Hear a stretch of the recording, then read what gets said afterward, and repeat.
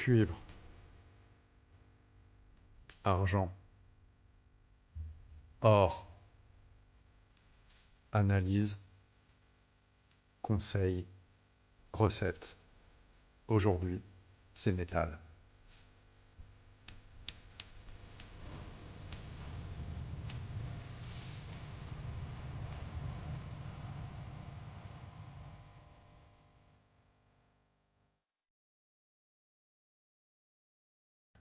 Salutations hobbyistes et bienvenue sur Elias Workshop.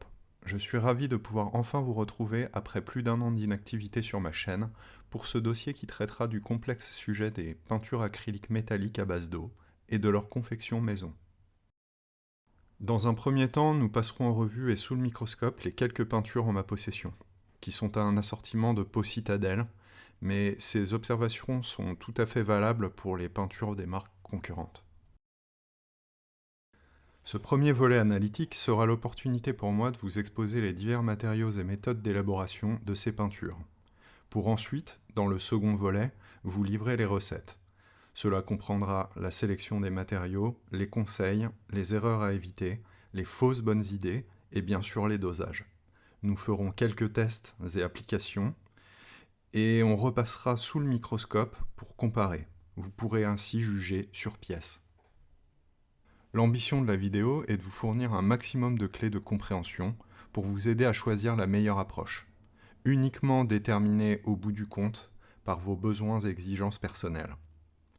Que vous soyez figuriniste, maquettiste, adepte du gunpla ou de kit résine, mais aussi cosplayer, nail artiste, customisateur en tout genre, fan de scrapbooking ou de confection de bijoux, bref, hobbyiste dans son sens le plus large, chacun voit midi à sa porte.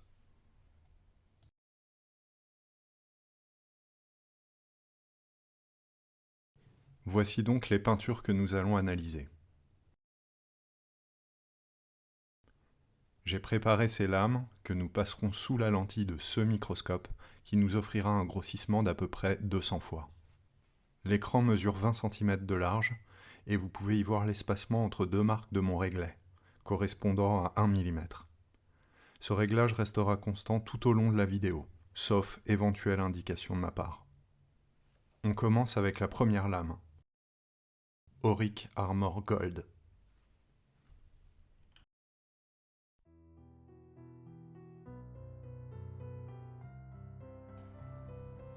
La première chose qui saute aux yeux, c'est la nature des pigments, qui ressemblent à des cristaux multicolores suspendus dans une solution transparente. Cette solution, c'est le médium, qui en conjonction avec le solvant, l'eau, forme le véhicule pour nos pigments qui sont eux constitués de mica. La poudre de mica est la première des deux grandes familles de pigments utilisées pour produire les peintures métallisées. C'est un minéral silicieux peu cher, prisé pour son inertie chimique et surtout pour sa disponibilité sur le marché. On en retrouve partout, et le plus souvent dans le domaine cosmétique, où on l'appelle communément des paillettes. Là, la lumière de fond du microscope traverse les cristaux qui agissent comme des prismes, d'où cet aspect multicolore. Mais si j'éclaire avec les lampes de surface, les reflets dorés apparaissent pour nous donner la brillance et, à notre échelle d'utilisation, l'illusion du métal.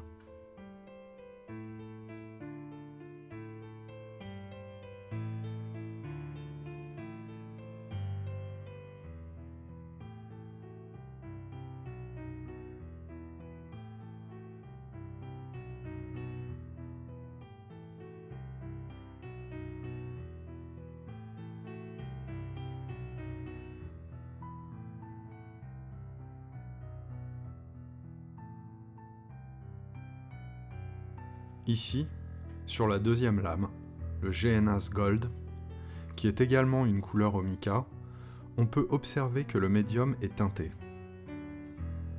C'est une des méthodes employées par les fabricants pour obtenir des teintes différentes. Le mica peut également recevoir tout type de traitement de surface pour modifier sa couleur. Partant de là, toutes les fantaisies sont possibles pour obtenir une infinité de nuances. C'est une matière très versatile de ce point de vue-là, mais pas forcément la meilleure pour figurer réalistement le métal.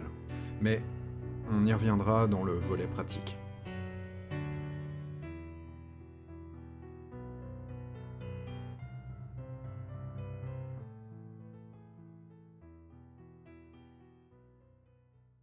Nous allons passer sur la lame suivante, et vous pouvez tout de suite remarquer le changement. Les pigments sont opaques. Il s'agit de la deuxième famille de pigments, les poudres de métal, et plus particulièrement de la poudre d'aluminium. C'est le métal le plus couramment utilisé dans les préparations.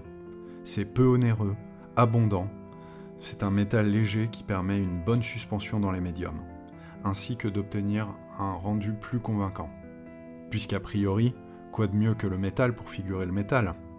Bon, eh bien cette affirmation est à nuancer, puisque pour obtenir un rendu métallique réaliste, la nature seule du pigment n'est pas suffisante. Mais nous reviendrons également sur ce point pendant le volet d'élaboration.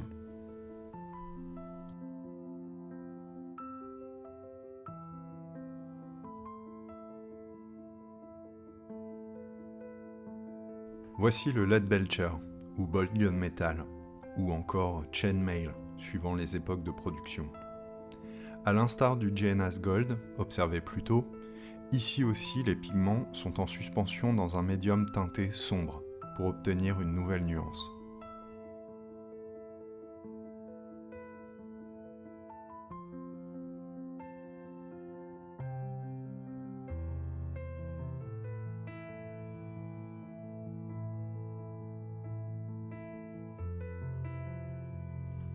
Nous allons passer rapidement sur les 3 prochaines lames, puisqu'elles ont été élaborées sur le même schéma. Cependant, cela va me permettre d'illustrer un point qui peut s'avérer déconcertant, voire frustrant pour certains peintres.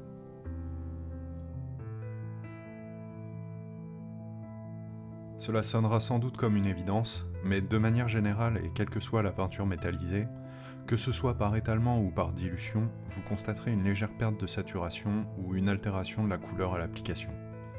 Ce phénomène de séparation est récurrent, et de façon encore plus évidente sur les couleurs à base de pigments argentés, comme les 3 que vous avez sous les yeux.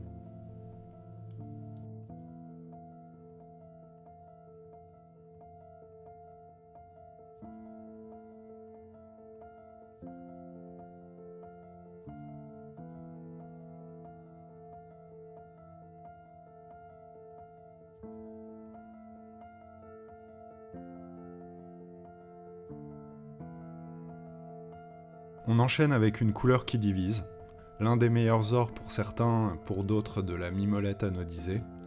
En tout cas, une couleur très appréciée par Games Workshop puisqu'ils vous la vendent 400 € le litre, le Retributor Armor.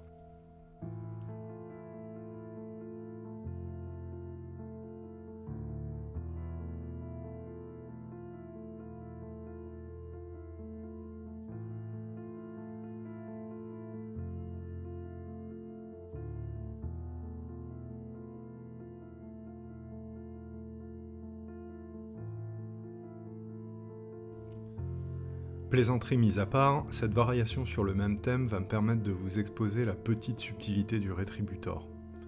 Et pour ce faire, je vais débarrasser la peinture de son médium coloré. Pour obtenir ce ton plus chaud, Games Workshop a opté pour des pigments dorés en conjonction avec le médium teinté. Dans une moindre mesure que pour le mica, les pigments en aluminium peuvent recevoir un traitement pour changer leur couleur. Mais bon, n'étant pas dans le secret des dieux, je ne peux pas vous affirmer avec certitude quelle est la nature exacte de ce traitement. Ça pourrait être un feuilletage d'oxyde de fer ou d'un alliage de cuivre et de zinc. Il est même possible que ces pigments soient en fait du laiton. Donc pour éviter la confusion, je vais garder l'appellation aluminium. La chose importante à retenir pour ce qui nous concerne et qui nous concernera lors de la phase pratique, c'est que, quel que soit le métal ou alliage utilisé, les industriels qui fabriquent ces pigments doivent les stabiliser avant qu'ils ne puissent être incorporés dans une quelconque préparation en phase aqueuse. Bon, pour schématiser très grossièrement, pour être mélangés dans une peinture à l'eau, les pigments sont rendus hydrophobes. Oui, vous avez bien entendu. Mais vous inquiétez pas, ça va bien se passer.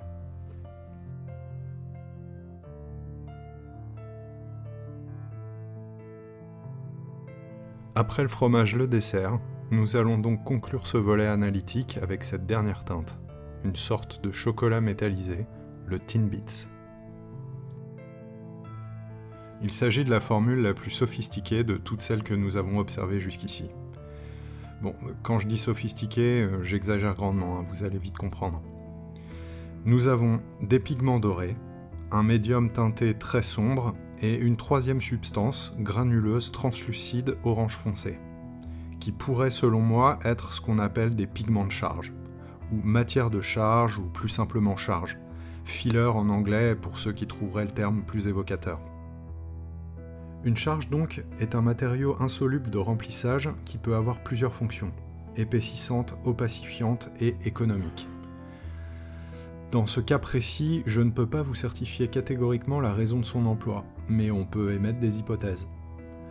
On peut écarter assez vite l'hypothèse de l'opacifiant, ici la substance est transparente et n'aurait que peu d'impact optique et chromatique, surtout dans un médium aussi sombre. En revanche, il est plus probable que cette charge soit présente pour donner plus de corps à la peinture. Les plus observateurs auront sans doute remarqué que la quantité de pigment métallique semble plus faible que sur les échantillons précédemment observés. Cela nous amène à la fonction économique de cette charge, mais la conclusion restera à votre discrétion. Il est intéressant de savoir que c'est une petite filouterie courante dans l'industrie. Les fabricants ne sont pas tenus d'indiquer la proportion ni la nature de ces charges. Donc quand une marque avance comme argument marketing 20% de pigment en plus, ou enrichi en pigment, il y a de fortes chances pour que ce soit de la charge, qui n'a aucun impact chromatique sur votre peinture. Nous en avons fini avec le microscope, pour l'instant. On y reviendra quand on fera le comparatif avec les échantillons maison. À présent, place aux recettes.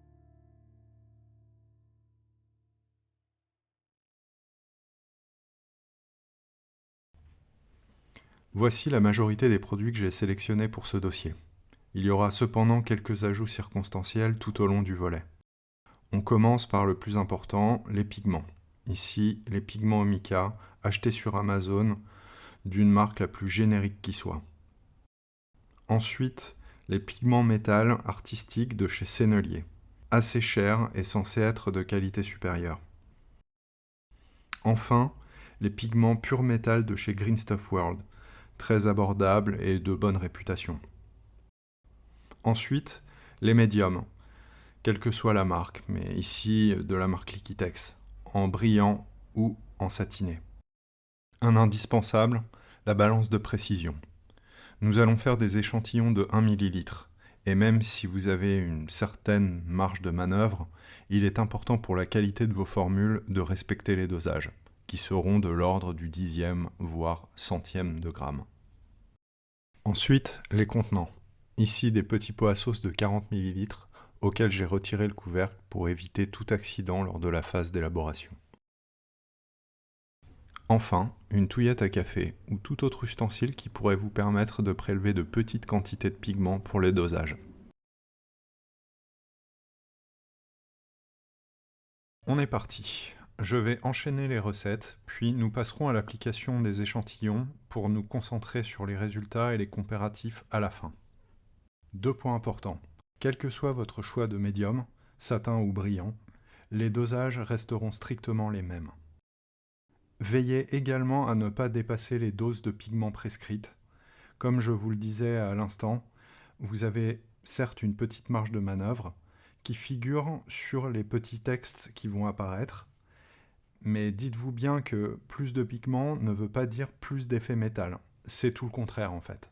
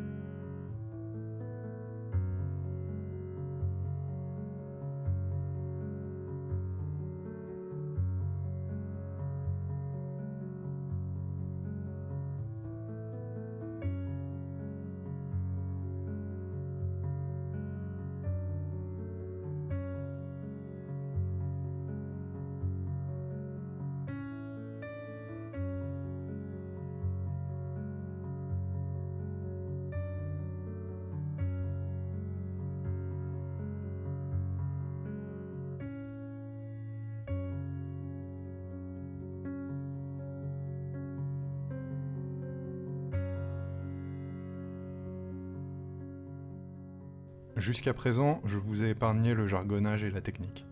Mais pour les pigments métalliques, on va devoir s'y coller. Rassurez-vous, même si vous ne comptez pas réaliser vos peintures vous-même, vous en tirerez au moins quelque chose pour votre pratique, et notamment sur la substance optimale à utiliser pour la dilution de vos couleurs à pigments métal.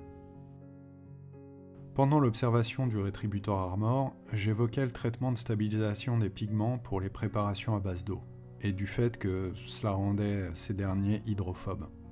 Je ne vous apprends rien en vous disant que l'eau et le métal ne font pas vraiment bon ménage. Donc, pour mélanger nos pigments correctement dans le médium sans compromettre cette protection, il va nous falloir un additif de la famille des éthoxylates d'alcool, qui sont ce qu'on appelle des tensioactifs, ou agents mouillants dans le jargon de l'industrie, wetting agents pour les anglophones. Cet alcool éthoxylé, on va en trouver dans le Flow-Aid Liquitex par exemple, sous la dénomination polyéthylène glycol, donc PEG.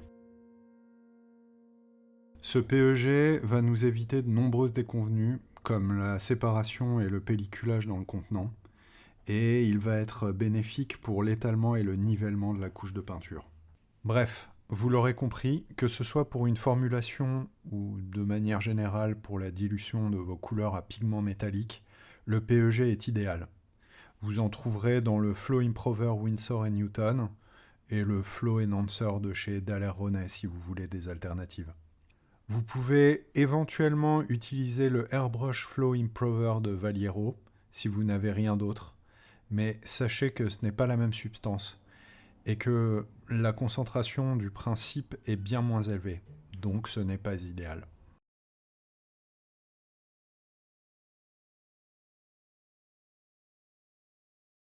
Tous nos échantillons sont prêts, on va pouvoir passer à l'application.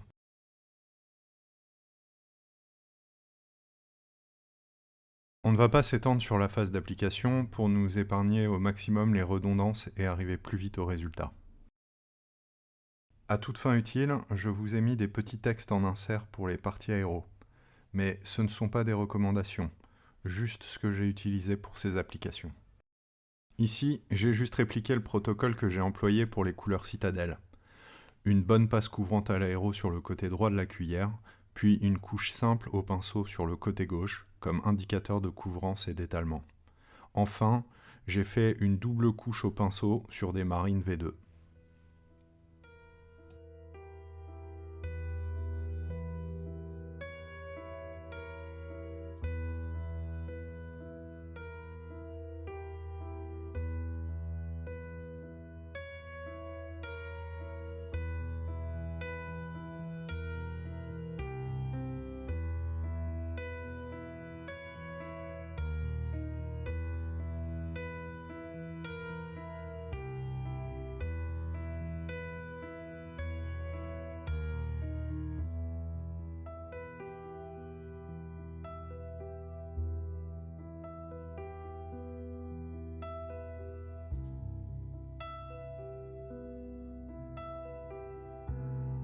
Petite subtilité ici, je voulais éviter les interactions entre les surfactants, à savoir le Flow-Aid et le Thinner.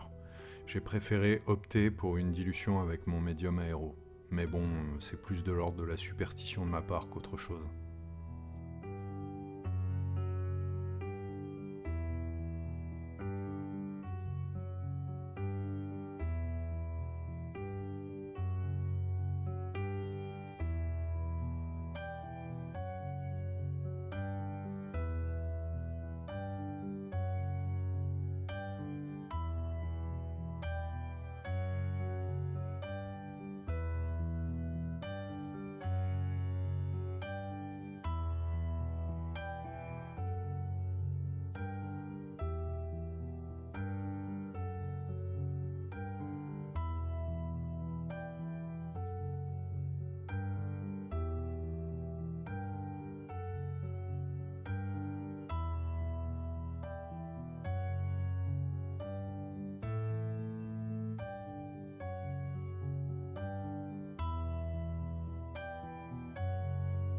Nous en avons fini avec cette phase, il est temps de passer aux résultats, aux observations et aux comparatifs. On commence avec nos échantillons au mica. À première vue et à l'image, on constate qu'on obtient quelque chose d'assez proche de l'Auric Armor Gold, tant en termes de couvrance qu'en termes de rendu. Cependant, dans ces conditions de capture et d'éclairage, le scintillement très prononcé des échantillons semble atténué à l'écran. Pour essayer de vous montrer quelque chose de plus fidèle à la réalité, j'ai fait une prise de vue supplémentaire avec un éclairage plus chaud. L'effet pailleté est bien plus visible, et il l'est d'autant plus renforcé par la régularité de la surface.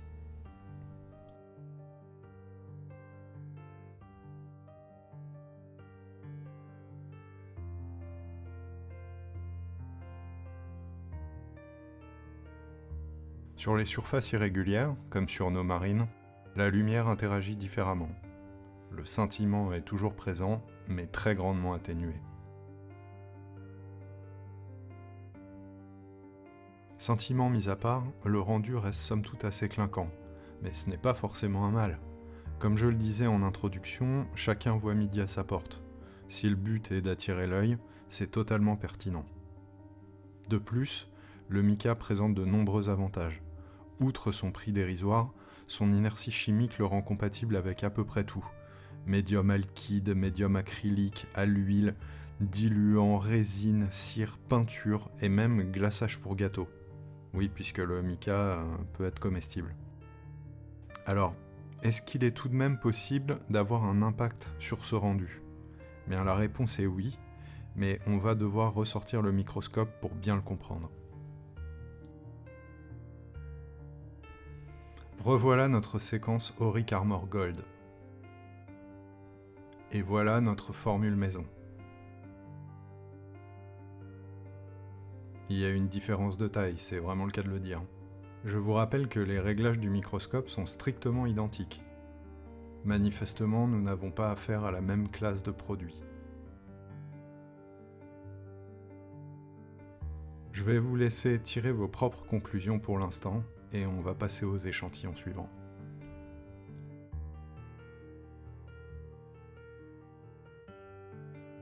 C'est au tour des pigments cuivrés de la maison Sennelier.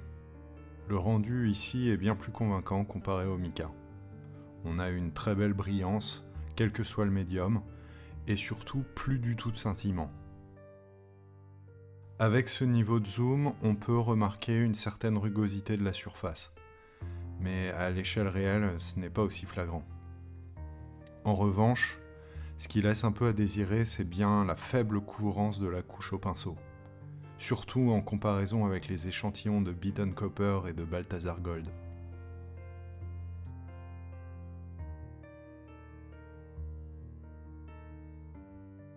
Sur les figurines, cette faible couvrance se traduit par un léger manque d'homogénéité de la surface. Et comme sur les cuillères, on peut toujours distinguer cette rugosité. Mais comme je le précisais à l'instant, à l'échelle réelle, c'est bien moins flagrant. Ça reste tout de même perceptible. Là encore, un petit passage sous le microscope s'impose.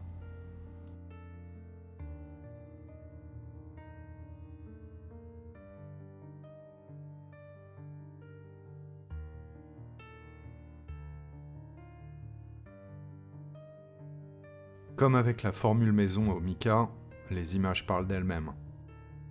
On a clairement un produit assez grossier. La différence est encore plus spectaculaire avec le Balthazar Gold. Je vous le répète, les réglages du microscope n'ont pas bougé. Mais bon, il y a l'évidence flagrante et il y a le reste. Et le reste va prendre tout son sens avec les derniers échantillons.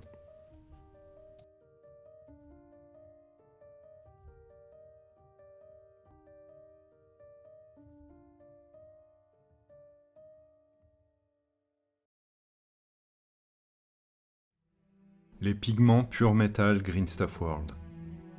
En termes de rendu et de réalisme, nous avons là un produit qui sort vraiment du lot. Ce n'est pas pour rien que j'ai gardé ces échantillons pour la fin. Ils sont, selon moi, supérieurs même aux métaux Citadel. En termes de couvrance, la formulation rivalise sans problème avec le standard base de Games Workshop. Mais c'est vraiment en termes d'homogénéité et de douceur de la surface que la recette se démarque. J'ai même refait un échantillon à l'aéro du Rétributor Armor sans obtenir quelque chose d'aussi lisse et continu.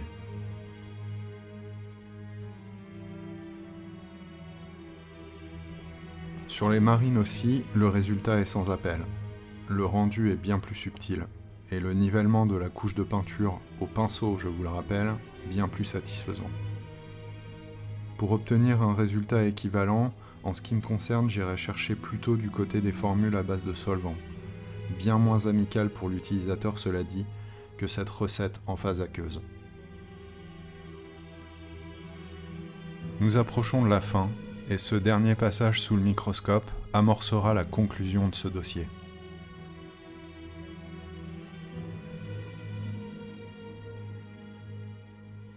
Il y a un instant, j'évoquais l'évidence flagrante. Je pense que ces images ne peuvent pas être plus explicites. Les yeux de lynx ont compris depuis déjà un bon moment que, pour avoir un rendu plus convaincant, la finesse des pigments était capitale. Mais ce n'est qu'une des conditions. La deuxième, qui en découle, c'est la très homogène distribution granulométrique de ces pigments. C'est ça qui permet un rendu métallique supérieur. En gros, plus vos pigments sont fins, plus votre couvrance sera grande. Et plus vos pigments ont la même taille, plus le rendu métallique sera réaliste.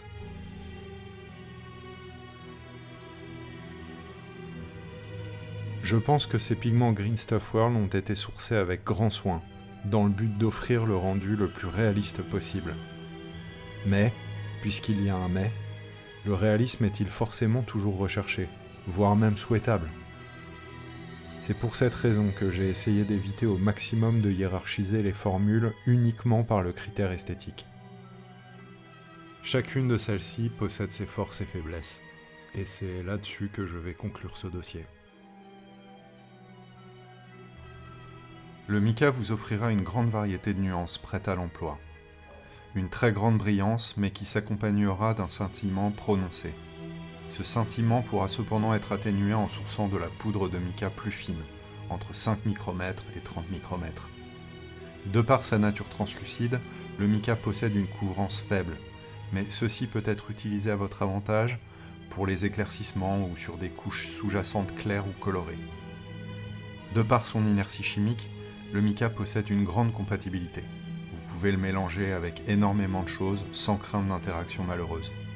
Enfin, son prix est dérisoire et sa disponibilité très grande.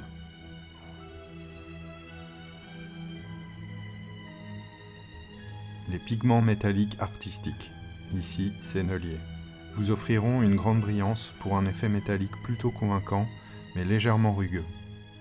Une couvrance assez faible, mais ces deux points peuvent être améliorés avec des pigments plus fins, de 5 micromètres à 30 micromètres max. À cause du traitement de stabilisation, ces pigments possèdent une compatibilité faible, mais vous pourrez tout de même les utiliser en conjonction avec d'autres médiums, beaucoup moins avec certaines peintures ou certaines encres.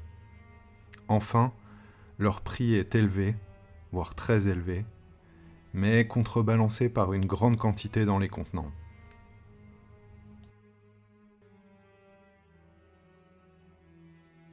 Les pigments pur métal Green Stuff World vous offriront une brillance plus subtile et un effet métallique exceptionnel pour une acrylique à base d'eau. Une très grande couvrance grâce à la finesse et l'homogénéité de leur distribution granulométrique. En revanche, leur compatibilité est extrêmement faible et il est déconseillé de les mélanger à d'autres peintures ou encres. Ils nécessitent également l'emploi d'un additif pour être utilisés correctement. Leur densité vous permettra d'élaborer l'équivalent de dizaines de pots citadelles avec un seul flacon. Enfin, leur prix, celui d'un pot de contraste, les rend très attractifs.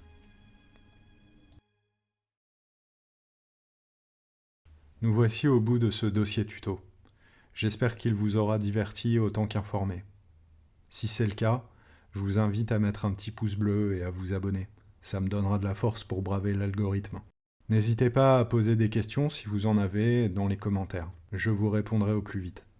Je vous souhaite un très bon hobby et à très bientôt pour une nouvelle vidéo.